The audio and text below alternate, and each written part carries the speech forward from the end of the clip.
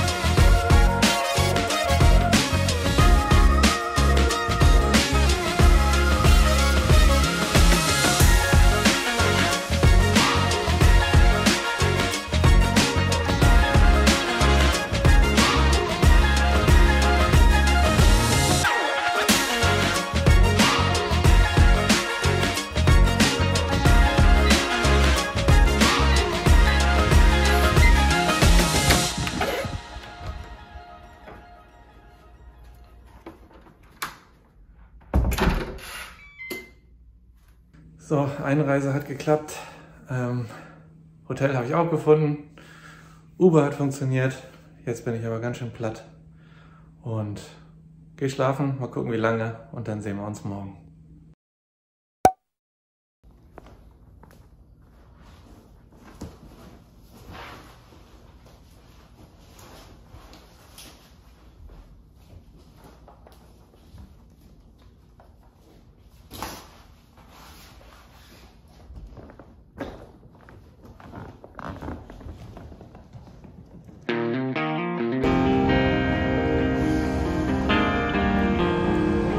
So, ich bin am Hafen, habe alle Dokumente abgegeben und es hat alles funktioniert. Und ich habe Glut schon gesehen. Und jetzt wird getestet, ob er auch noch funktioniert.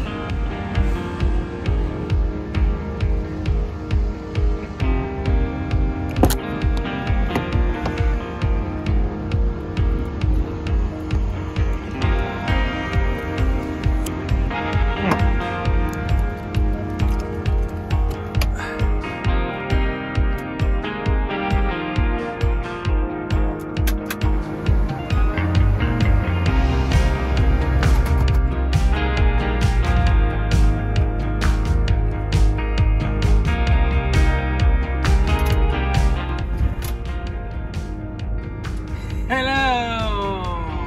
Groot is back! Verrückt! Und die Wand ist auch noch heil. Und jetzt gucke ich auch noch mal hinten rein. Uiuiui.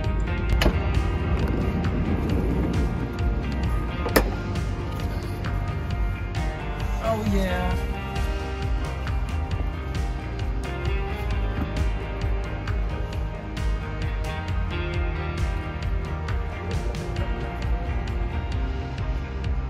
Wenn das das Einzige ist, dann hält es doch in Grenzen. Juhu!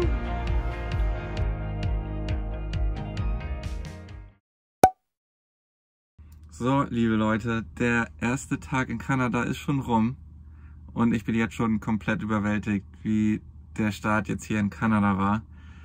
Ich versuche mal so ein bisschen das zu erzählen, was gestern noch alles passiert ist. Denn ich habe beim Zoll, als ich den Papierkram machen musste, um danach den Van abzuholen, habe ich ein ganz liebes Pärchen kennengelernt, nämlich die Sarah und den Tomislav. Und die beiden haben auch ihren Van abgeholt und mussten auch zum Hafen und haben mir angeboten, dass sie mich mitnehmen könnten.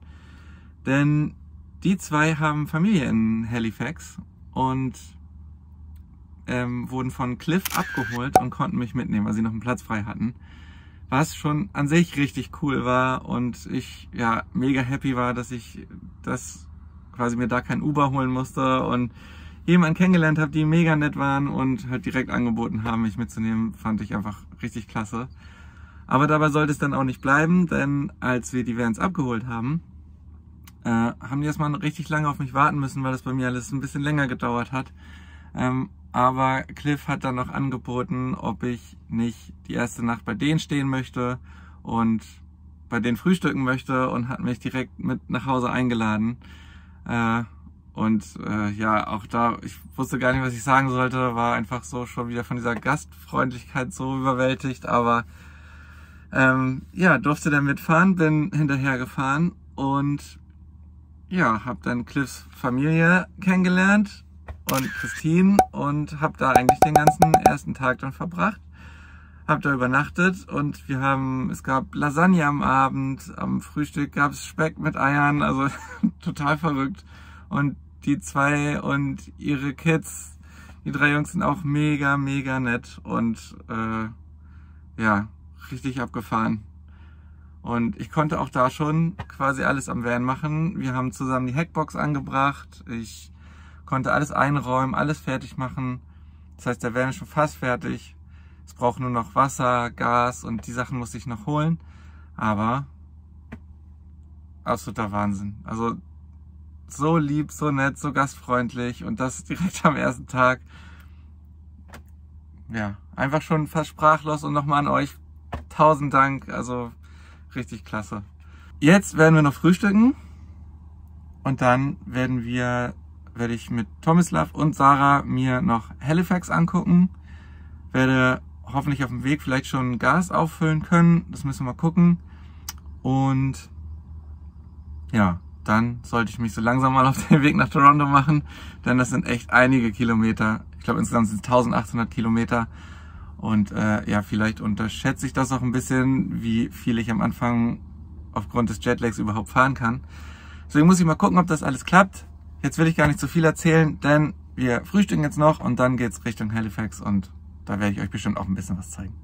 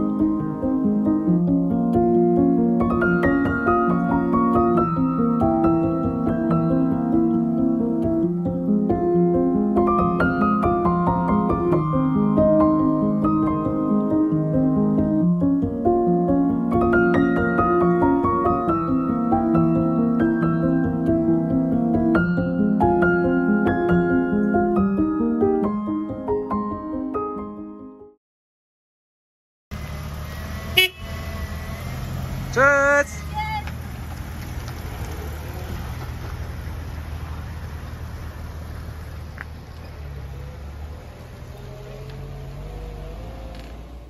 So, das war ja schon fast ein erster schwerer Abschied. Tomislav und Sarah fahren zurück zu Cliff und Christine. Und ich breche jetzt dann doch mal auf und fahre Richtung Toronto. Denn ich muss der Svenny in mittlerweile nur noch 6 Tagen abholen. Und da muss ich noch einige Kilometer abreißen. Also mache ich mich dann jetzt mal langsam auf den Weg.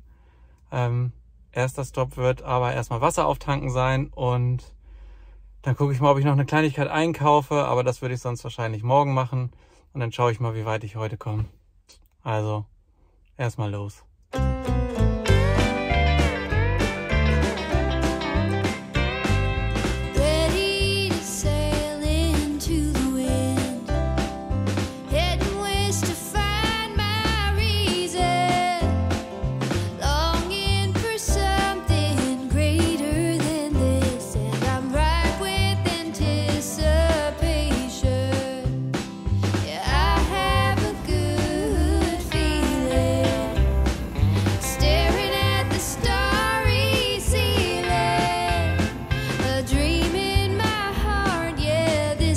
So, ich habe Wasser gefunden.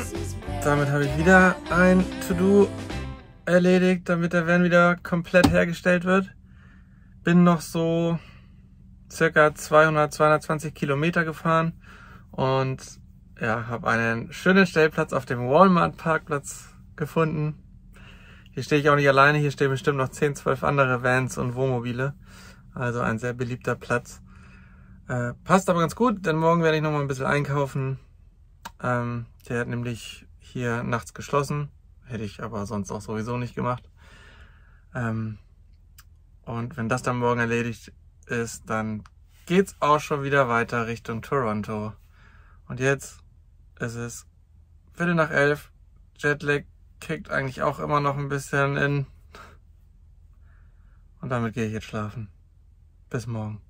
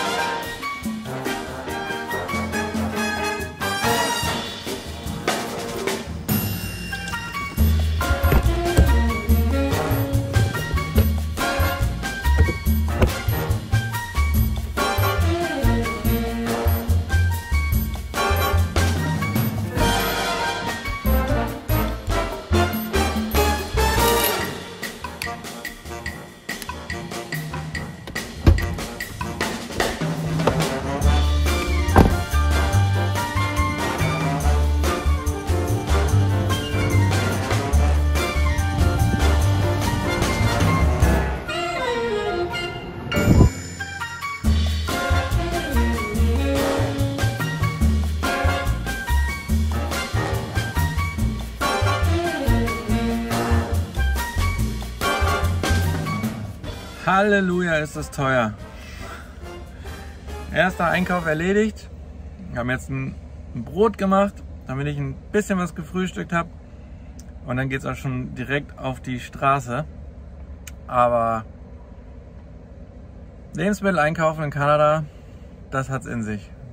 Da müssen wir, glaube ich, ganz schön sparsam werden bei dem, was wir essen.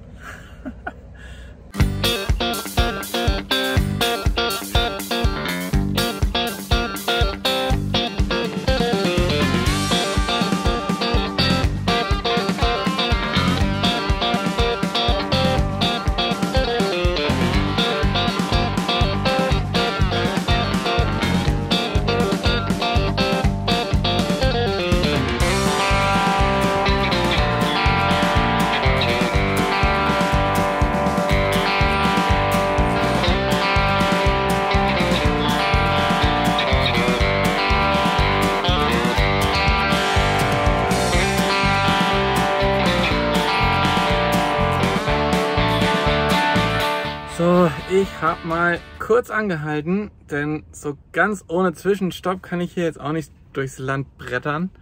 Es ist zwar schon auf der Autobahn einfach eine Wahnsinnslandschaft und man kommt aus dem Staunen eigentlich gar nicht raus, wenn man da lang fährt. Aber ich habe mir mal so einen kleinen Stop rausgesucht. Ich bin in dem kleinen Städtchen Grand Falls, aber eigentlich habe ich hier gar nicht angehalten, um mir das kleine Städtchen anzugucken. Das habe ich jetzt nur mal kurz noch gemacht, weil es irgendwie ziemlich nett und süß aussah. Aber wie der Name verrät, gibt es hier noch was ganz anderes zu sehen und das schaue ich mir jetzt mal an.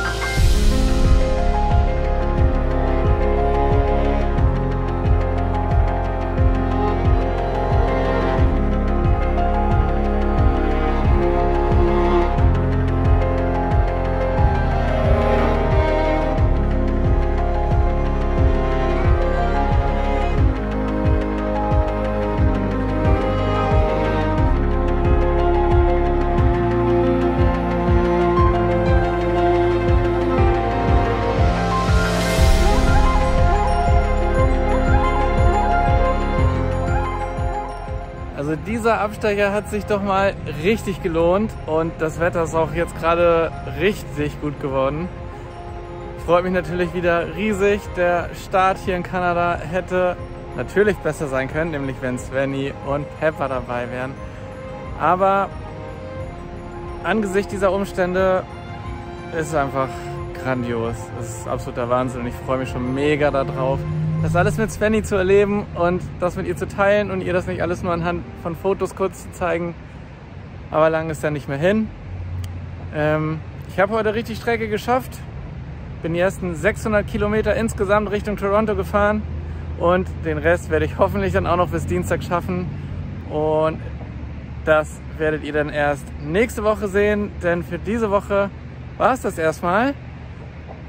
Ich werde die Folge schneiden. Ich kann auch gar nicht sagen, wie durcheinander die wird. Ich hoffe, da kommt ein ganz gutes Video bei raus. Ich habe schon super viel erlebt und muss das alles erstmal einordnen und ich weiß auch gar nicht, wann ich die Kamera rausgeholt habe und wann nicht. Aber ihr werdet es dann hoffentlich sehen und ob ich denn Svenny einsammle in Toronto und ob da alles geklappt hat bei ihrer Anreise, das seht ihr den nächsten Sonntag. Wenn euch dieses Video, auch wenn nur ich drin war, gefallen hat, lasst doch gerne einen Daumen da, abonniert unseren Kanal, damit ihr Svenny nächste Woche auch nicht verpasst. Und dann freue ich mich, wenn ihr nächste Woche dabei seid und sage bis dann. Danke, Ende.